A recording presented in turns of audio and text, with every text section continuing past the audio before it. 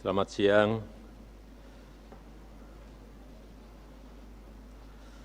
Saya sering mengatakan, sudah sering saya katakan bahwa dunia tidak sedang baik-baik saja. Ancaman perubahan iklim sangat nyata, kenaikan permukaan laut, pencemaran laut oleh sampah dan limbah, dan semakin terasa dampaknya dan mengancam tidak hanya bagi keberlangsungan laut, tapi juga kedaulatan dan kesatuan wilayah negara. Pelaksanaan KTT AIS ini merupakan salah satu komitmen Indonesia untuk bekerja sama di level yang lebih tinggi, menjadi organisasi internasional dalam melakukan langkah-langkah konkret untuk penanganan isu kawasan dan isu dunia, dan untuk terus menyuarakan kepentingan negara-negara berkembang dan negara-negara kepulauan. KTT AIS sepakat untuk memegang prinsip solidaritas, kesetaraan, dan inklusivitas sebagai landasan bersama dalam bekerja sama. Negara berkembang dan negara kepulauan memiliki hak yang sama untuk maju, memiliki hak yang sama untuk melakukan pembangunan. Oleh sebab itu, kolaborasi dan kesatuan negara kepulauan dan negara pulau sangat dibutuhkan untuk dapat tumbuh bersama dan mengatasi beragam tantangan-tantangan yang ada, di mana Indonesia sebagai negara maritim akan terus menjadi barisan terdepan mendukung AIS Forum sebagai kerjasama yang inklusif negara kepulauan dan negara pulau. Dan Indonesia juga berkomitmen menyiapkan dana hibah untuk dimanfaatkan terutama dalam mengatasi perubahan iklim dan pengembangan inovasi baru dan tata kelola laut yang berkelanjutan. Berbagai kerjasama AIS juga telah memberikan manfaat yang konkret kepada masyarakat, termasuk bagi masyarakat pesisir melalui pemberian beasiswa, pendanaan riset bersama, pengembangan AIS Blue, Startup Hub, pelatihan digitalisasi UMKM, pengembangan pendanaan inovatif. Selain itu juga memberikan manfaat strategis terkait dengan penghitungan karbon laut dan pelestarian hutan bakau. Bagi Indonesia, laut bukan pemisah, tapi laut justru sebagai pemersatu, laut justru sebagai perekat dan penghubung. Oleh sebab itu di Forum AIS, Indonesia mengajak seluruh negara yang hadir untuk tetap menjaga kesatuan dan kolaborasi walaupun di tengah dunia yang terbelah, karena kolaborasi adalah kunci kemajuan. Demikian, terima kasih.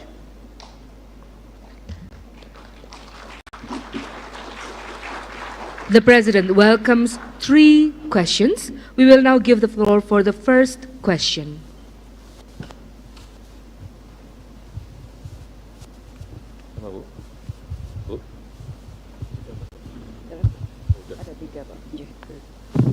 Selamat siang, Pak.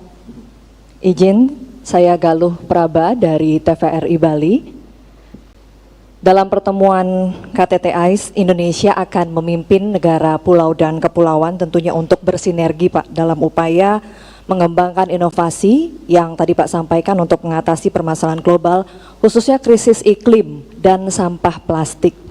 Apa kemudian, Pak, upaya nyata yang akan dilakukan serta manfaat apa yang akan dirasakan masyarakat Indonesia secara langsung? Terima kasih. Now we give the floor for the second Ya, question. mungkin saya jawab dulu aja lah. Saya jawab dulu. Jadi negara kepulauan dan negara pulau ini adalah negara yang paling rentan terhadap dampak perubahan iklim, sehingga butuh inovasi, butuh teknologi, dan AIS Forum mendorong pengembangan inovasi yang mencakup 4 area kerjasama, yaitu mitigasi dan adaptasi perubahan iklim, kemudian implementasi ekonomi biru, kemudian yang ketiga perlindungan ekosistem laut, dan yang keempat pemajuan tata kelola laut yang baik. Dan sebagai negara kepulauan tentu ini akan sangat bermanfaat bagi masyarakat karena laut adalah sumber kehidupan, utamanya nelayan. Dan inovasi yang ditemukan dapat kita terapkan. Saya kira yang paling penting itu.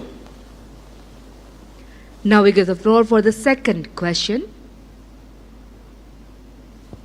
Sudah.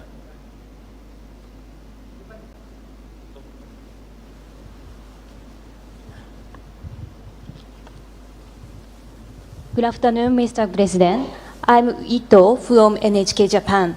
I want to ask about Indonesia's initiative for this forum. Recently, especially Pacific Islands countries, major powers are trying to increase their influence.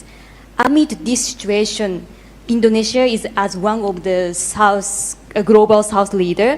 How do you view the importance of Indonesia's initiative to strengthen the cooperation among the countries? Thank you.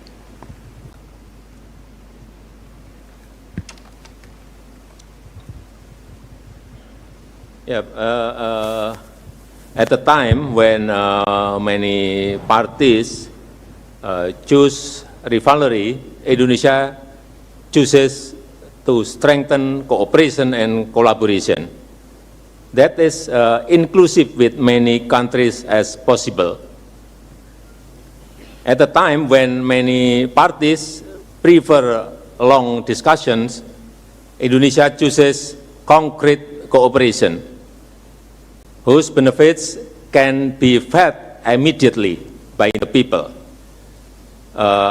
This is an initiative whose purpose in none other than to create an Indo-Pacific region that is peaceful, prosperous, and stable. Because what we want is to grow together, to progress together, and to prosper together.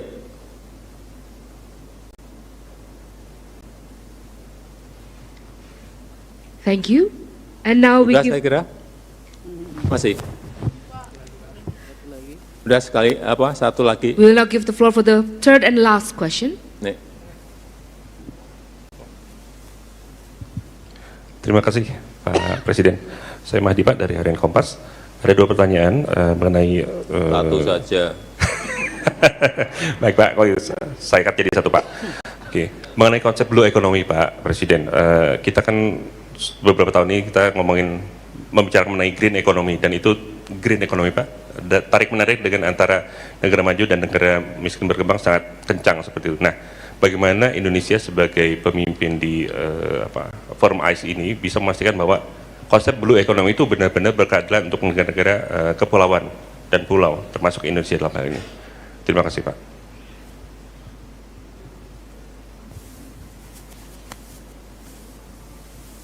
Ya,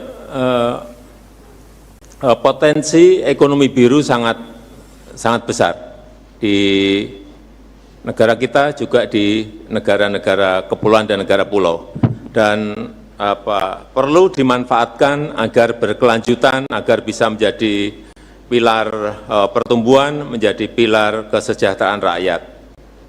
Oleh karena itu, kerjasama yang dilakukan penting untuk digerakkan berdasarkan prinsip bahwa laut harus menjadi sumber kehidupan yang berkelanjutan dan berkeadilan. Saya banyak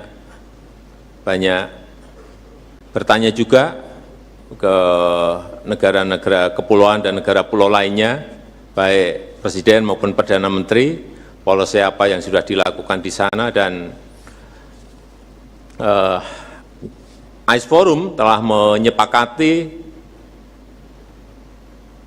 di mana tadi sudah saya sampaikan bahwa solidaritas, bahwa kesetaraan dan inklusivitas itu adalah landasan bersama.